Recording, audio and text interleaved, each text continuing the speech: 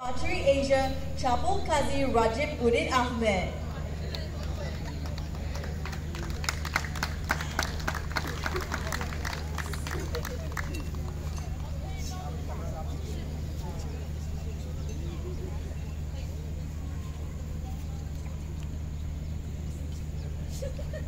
The bronze medal goes to Chinese Taipei's Pin An Chen.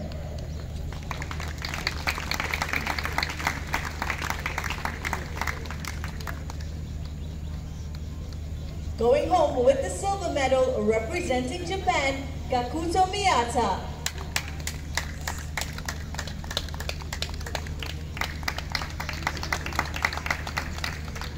And finally, your gold medalist from Bangladesh, Abdul Rahman Alif.